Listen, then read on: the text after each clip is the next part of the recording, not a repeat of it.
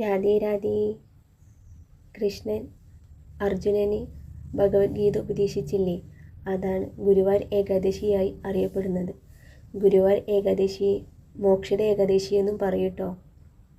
ഏകാദശിയുടെ അന്ന് ഭഗവത്ഗീത 18 അധ്യായങ്ങൾ ഭഗവാനെ വായിച്ച് സമർപ്പിച്ചാൽ ഏറ്റവും ഉത്തമമാണെന്നാണ് പറയുന്നത്. ഭഗവത്ഗീത ദാനം ചെയ്ത പുണ്യമാണെന്നും പറയുന്നുണ്ട്.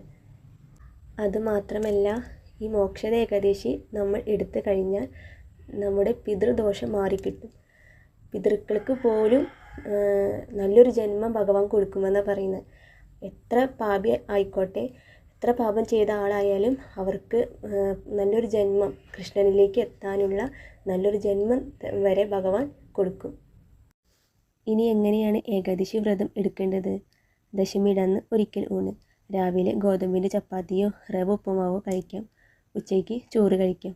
അതേപോലെ രാത്രി ഗോതമ്പിൻ്റെ ചപ്പാത്തി റവ ഉപ്പുമാവ് കഴിക്കാം. പിറ്റേ ദിവസം ഏകാദശിയുടെ അന്ന് തുളസി തീർത്ഥം കുടിച്ച് വ്രതം എടുക്കാം. അരിഭക്ഷണം, ഗോതമ്പൊന്നും കഴിക്കാൻ പാടില്ല. പഴങ്ങൾ മാത്രമേ കഴിക്കാൻ പാടുള്ളൂ.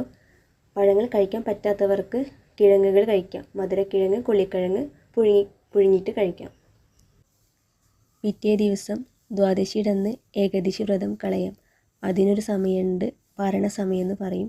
ആ സമയത്ത് തുളസി തീർത്ഥം കുടിച്ച് ഏകാദശി വ്രതം കളയാം. രാധേ രാധേ.